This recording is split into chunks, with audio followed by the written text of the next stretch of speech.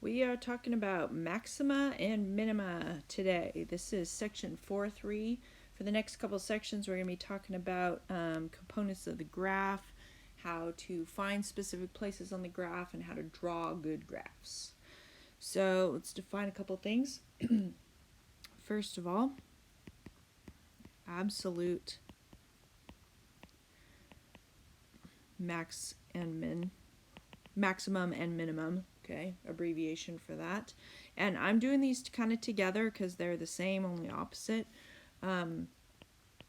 This is where this is a point that is higher or lower, respectively, depending on if it's a max or a min, than all other points.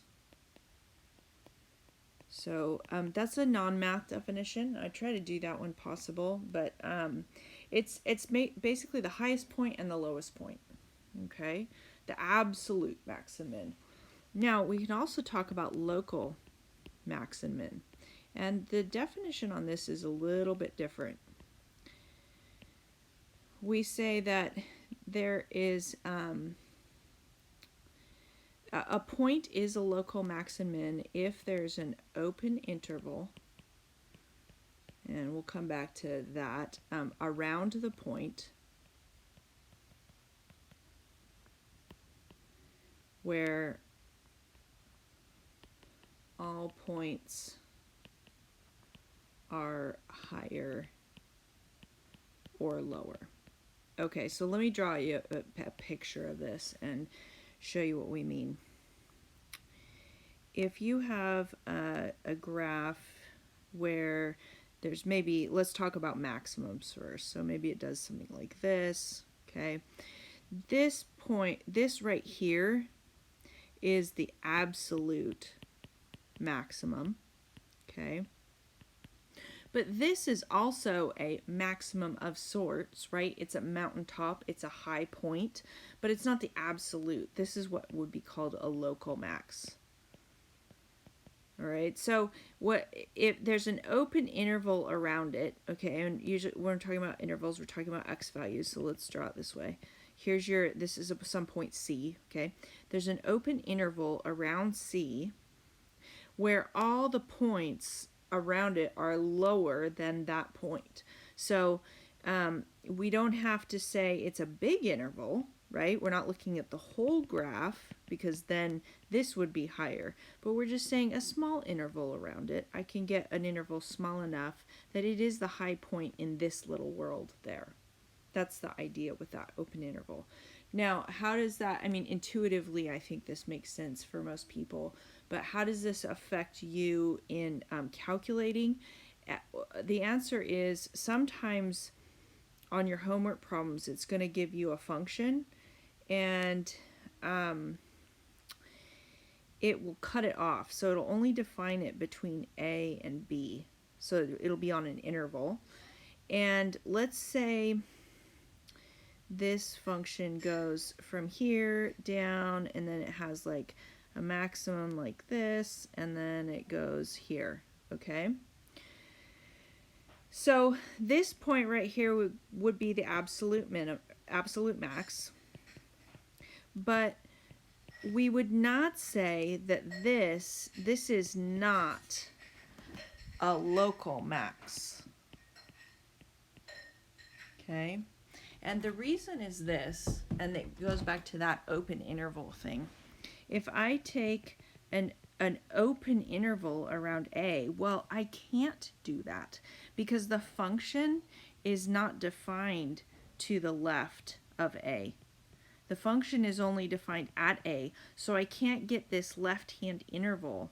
That open interval has to be in the domain, okay? So again, I told you this is not a real mathy definition, so I didn't include all the like technicalities. You can read that in the book. I'm trying to give you the concept. So the open interval has to be in the domain, and that has to be around the point where you're going to call this a local max or min, and you can't put an interval around the endpoint. Likewise, B would not be called a local minimum because you can't put an interval around it where there's values that are defined, because it's not defined to the right of B. So this is also not a local minimum. Now, this value right here would be, let's call that C.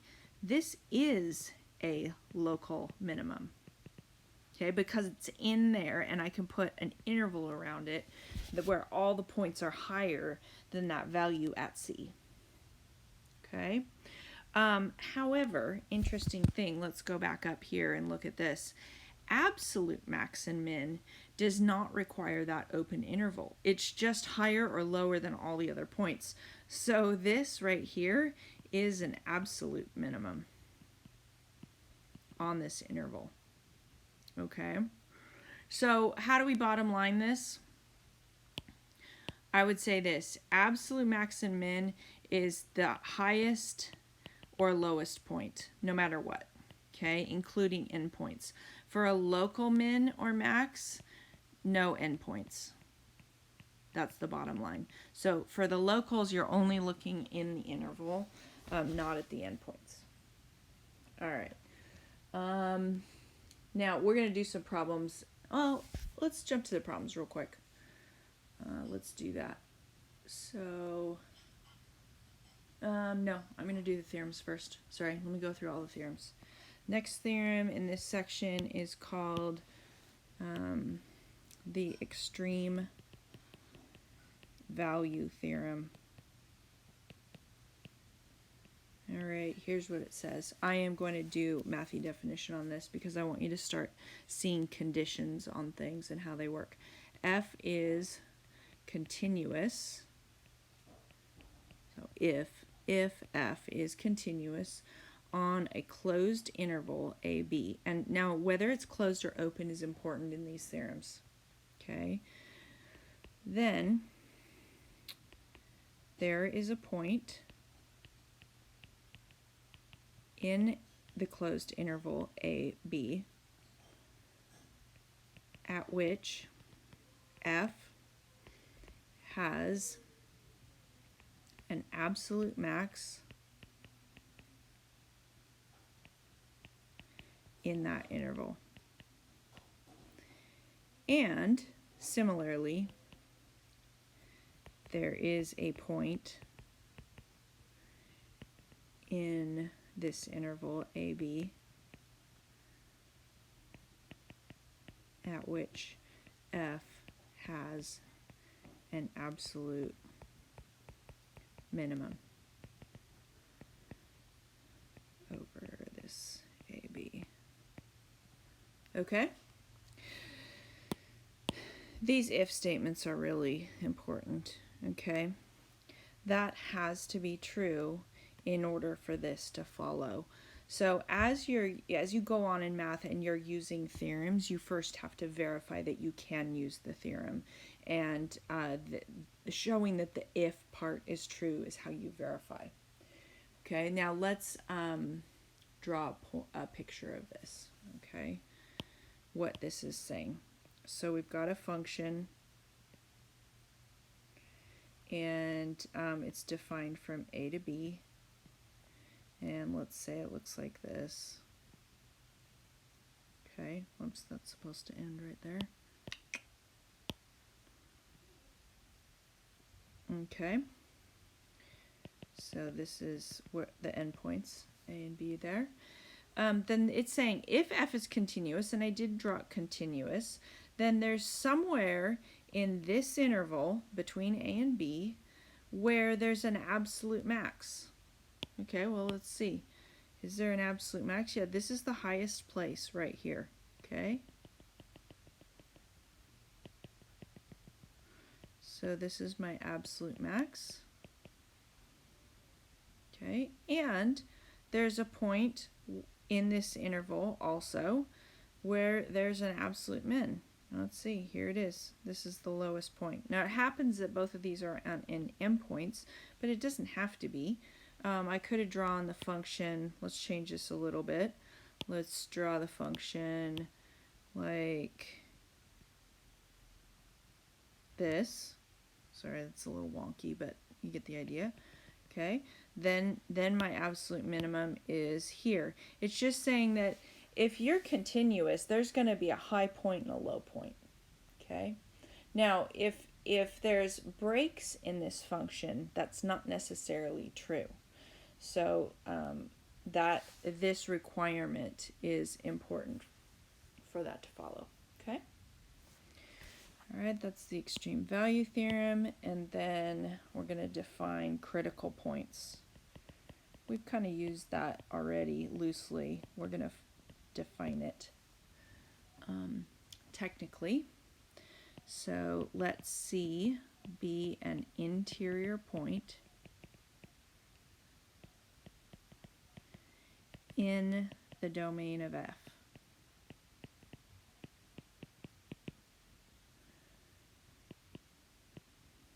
Then C is a critical point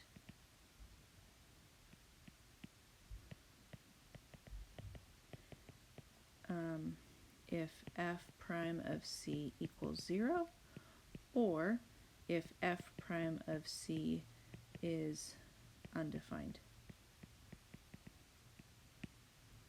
Okay, now here's what this means. If you want to find the critical points, you take the derivative and you set it equal to 0, and if it's a rational function, you set the denominator equal to 0. That's the bottom line for this in procedure. Okay, and we'll outline that in our examples to come here. I've got one more theorem, and then we'll do those examples. The last one is called Ferma's theorem. He was a famous mathematician that inputted a lot into the study of calculus. And his theorem is that if F has a local extrema, okay, so min or max at C, and if, now this one has two ifs, so you got to check both, and if F is differentiable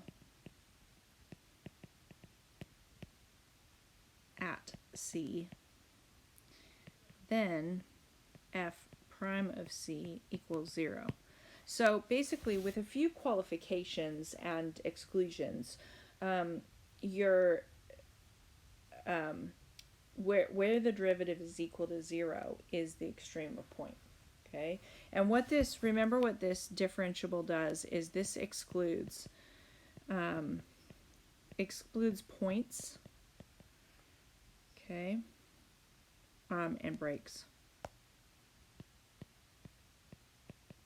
So graphs with points and breaks have issues with extrema, but if it's basically kind of a normal behaving function, then the derivative equals 0 at the extrema. And you can see this to be true. Here's your here's an extrema right here on this picture, like at C, and the derivative, we've talked about this, the tangent line at that point, the slope is 0. Okay. All right, so let's walk through what your homework problems are going to look like. We'll jump to this guy in a sec. First, we are going to find critical points.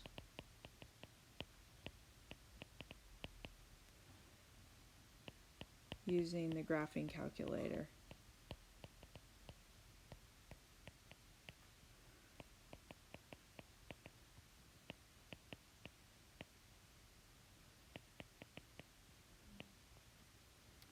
Okay, so I'm going to again do the same thing. I'm going to show you how to do this on a TI and a class calc. If you are using one or the other, you can scrub through the one. Okay, so I'm first going to start on a TI. You want to do this y equals is where you graph. Okay, you graph the function, and make sure, depending on how old or new your graphing calculator is, it's going to go y equals. And you have to put, when you're graphing a fraction, you have to put the numerator and the denominator in parentheses, or it won't do order of operations correctly. Okay, so make sure that you do that. Your window right here, if you push that, it'll give you range. It'll say X minimum, X max, X scale. And this is just where do you want your window to run, you know? And I usually start like -10 to 10, and I scale it out at one hash mark is 1 point. If depending on the graph, if you don't see anything, that means you're zoomed in too far. So then I might change it to, you know, -30 to 30 or something like that, until I can get a grid on where the graph is, and then you can adjust accordingly. And then you have similar Y minimum, Y max, and they don't have to match. I just generally do start with those. Okay. And then you're going to hit graph, and you should be able to see the function. Okay. Now, I'll graph it for you in a second. Once I get class calc, I'll come back and graph the function. Okay. But here's how you calculate on the TI. Okay. You're going to hit this. This is right here. This blue is how you calculate. So you go second function and then hit that trace button, and that'll access the blue, the calculate. And then you go down in your menu, and you want to pick like your maximum or your minimum. Okay, and when you do that, when you select that option for calculate, it'll hit you back to the graph screen, and down here it's going to say left bound. All right, and what that means is you've got your graph. I mean, this is not the right graph, but you've got it somewhere like this. Okay, and you want to calculate the max. What left bound means is use your arrow buttons to get your little blinky star cursor on the left of where the max is. So go use this left button and go left until you're blinking on the left. Then you hit enter. Okay? And then it'll say, what's the right bound? So then you use your right button and you make the blinky button go over here, and you hit enter again. And what should show up on your screen is you should have a black triangle show up on either side if you did it right. Sorry, hold on, that changed. It should kind of look like this when you're done. And then the last prompt will say, what's your guess? So then you use your arrow button and put the blinky kind of near the max and hit enter again. So there's 3 steps to that. And then it'll come out with an X equals and a Y equals at the bottom of your screen with the coordinate of the X value and the Y value at the max or min. Okay. So that's that process. Play with that. If you get stuck with the calculator part, let me know and I can help you.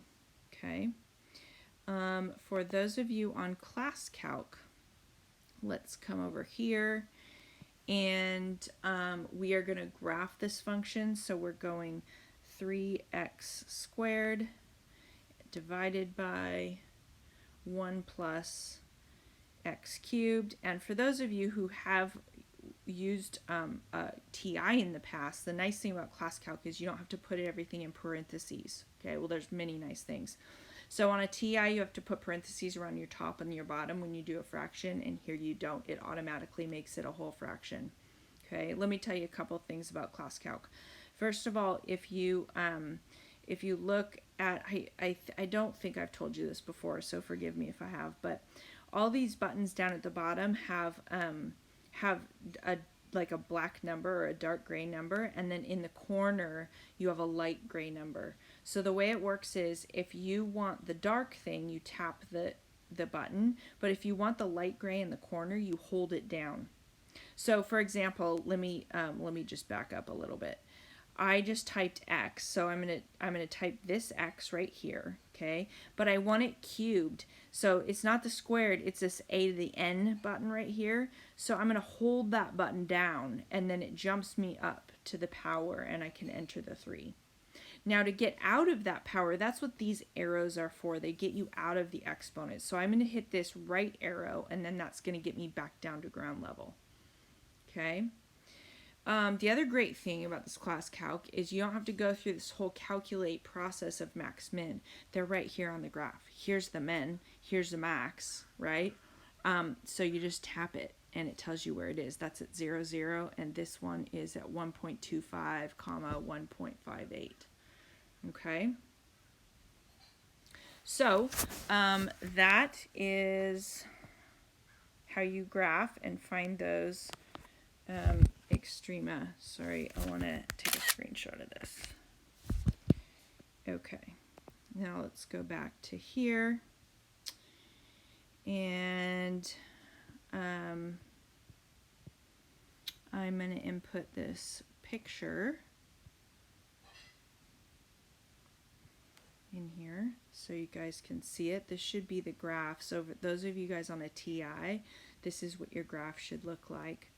Okay, and once you calculate, you should find your critical points. The critical points by Ferma's theorem are the places at the extrema if it's differentiable. Okay, and this is it's a smooth situation right here. So here's my extrema. I've got 0, 0 and 1.25, comma 1.58. All right, so play around with the graphing calculator later a little bit, and if you want to try a problem that you can check in the book, do example 4.12 right now, and it's very similar to this. Okay, next type of homework problem, let's scroll down here, is we are going to find the absolute max and min of this function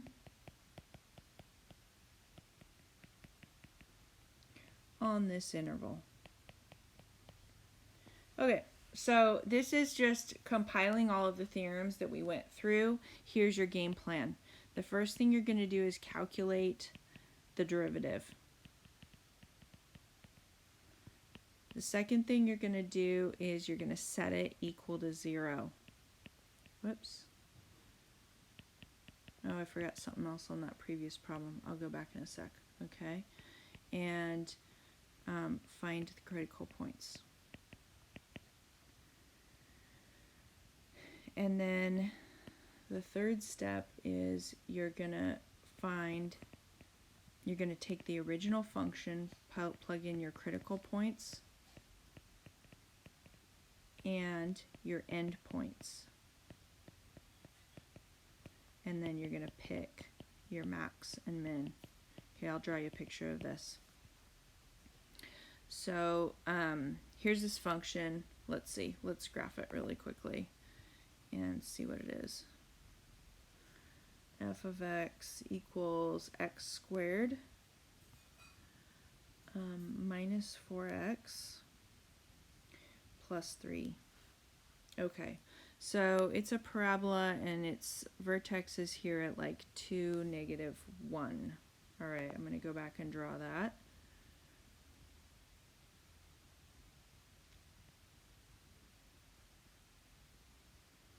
Okay, so it looks kind of like this.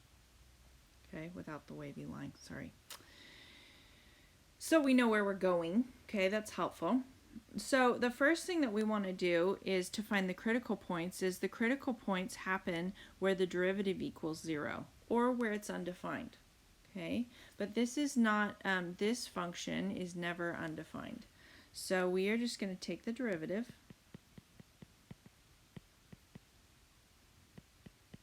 and then we're going to set that derivative equal to 0 and solve it. Add the 4 over. X equals 2. So that means that there's a critical point at 2. So I need to test this point. Now, this function is cut off at 1, my interval right here. It's cut off at 1, and all it runs to 2, 3, 4 here, whatever that value is. Okay? So really, it looks like this, and then this, and then whatever, I don't know how high up it goes, but it's this piece, and it's inclusive on the endpoints. Okay, and I want to know what's the absolute max, absolute min. Well, the critical point is, this is an option. Okay, now I can tell what the answer is from the picture, but this is how you walk through the calculus and the algebra, okay? And I want you to do that on these problems. So I don't want you just to look at the graph on these. Unless it says use your graphing calculator, I want you to go through the algebra. So this critical point is an option, but also remember what we talked about with the extreme, the absolute max and mins. The endpoints qualify because we don't need that open interval around them. The endpoints are, so this is an option, this is an option, and this is an option for extrema.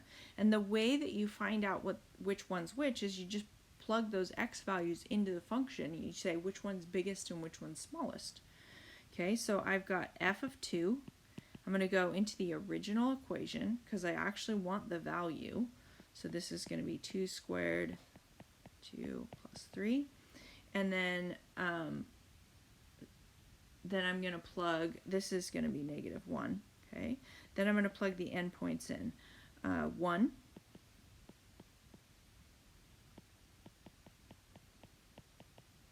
and that ends up being 0, and my endpoint of, oops, not 2, 4.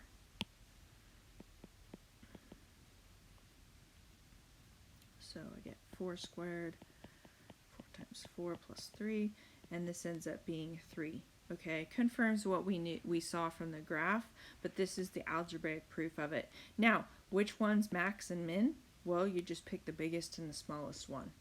All right, so here's how we write this. We say that there is an absolute max at 4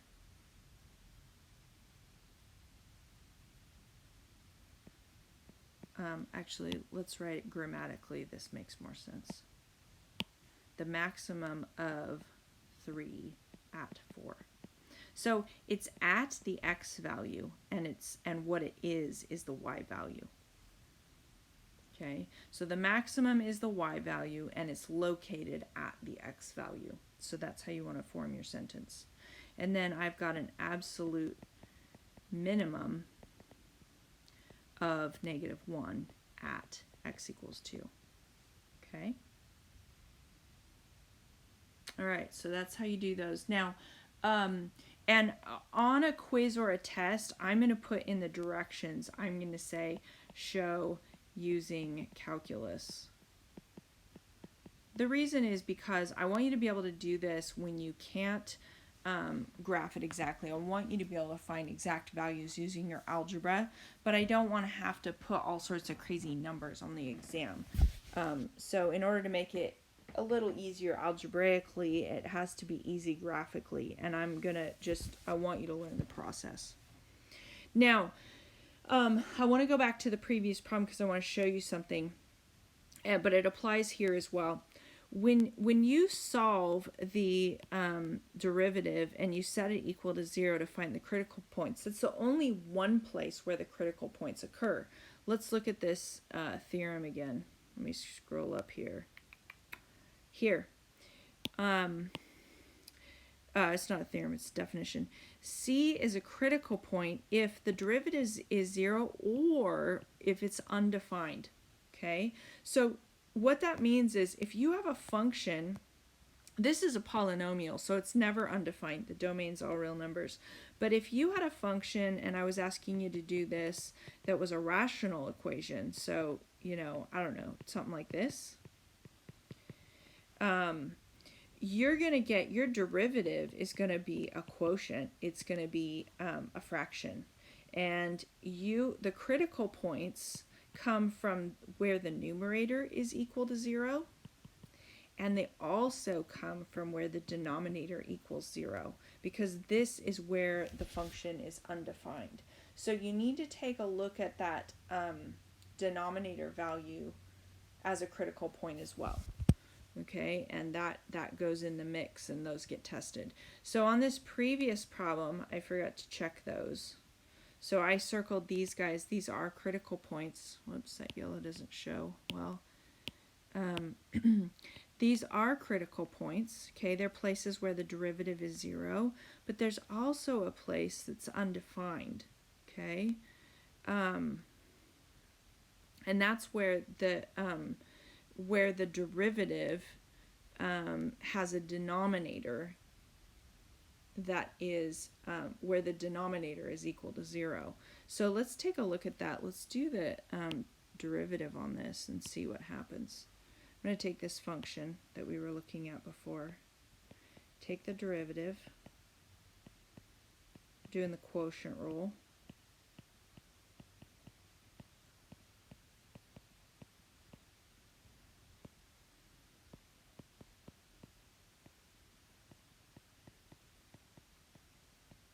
Okay, now look what happens. We can clean up the numerator and stuff, and that's actually going to be what we'll find is these red starred places. Let's do that. It's good to see the algebra go along with the graph. I'm going to factor out, let's see, I'm going to factor out 3x out of this term.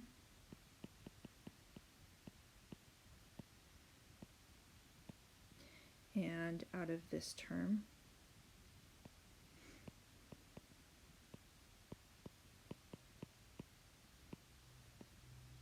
Whoops, this should be squared. Sorry. It's cubed squared.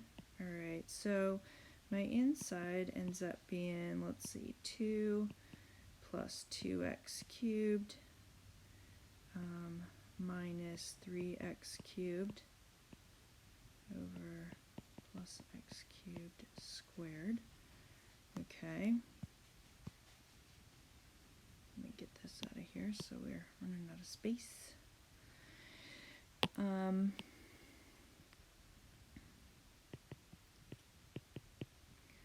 Minus 3x. Let's see, that's minus x cubed.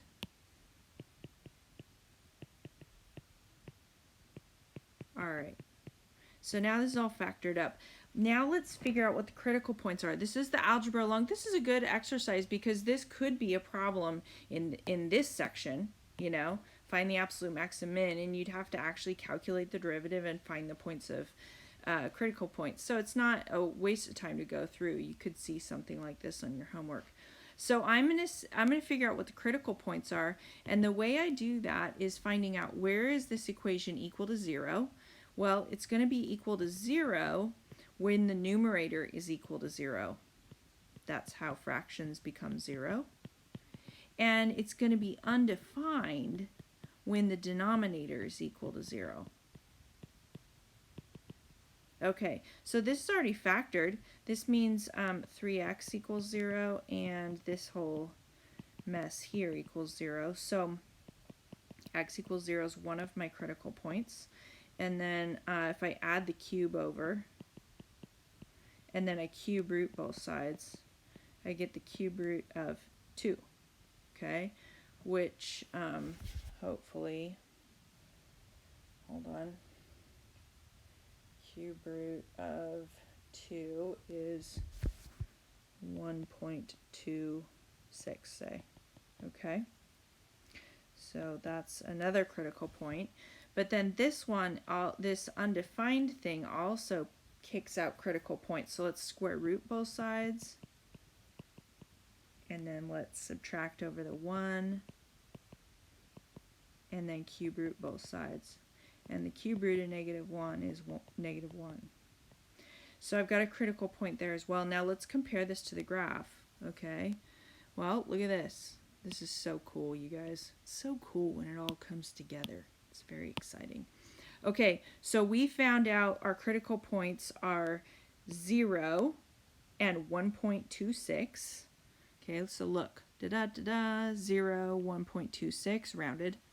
All right, those are their x values, and the corresponding y values are there. But there's also a critical point at -1, which means there's something interesting happening at -1. It's not always a max or a min, and we'll talk about other options in sections to come. But what is happening at -1? Well, it looks like there's an asymptote, yeah? So that's considered a critical point as well at x equals -1. It's not, it doesn't end up being a min or a max, but it is still considered a critical point. So when you're doing these graphing problems, when it says to use a graphing calc, if you've got a fraction, keep in mind you're not just looking for high and low points, you're also looking at points where the derivative, the denominator of the derivative equals 0. And the same is true for these guys, if you get a fraction in these problems. All right, so back and forth a little bit, but I think both of those are good, are instructive. Oh, I wanted to tell you, if you want to do an example like this last one before you jump to your homework, you can do example 4.13 is like this extrema, find the absolute value, max and min, and do that by hand. Do 4.13, don't use your calculator. You can use it to check, but do the algebra.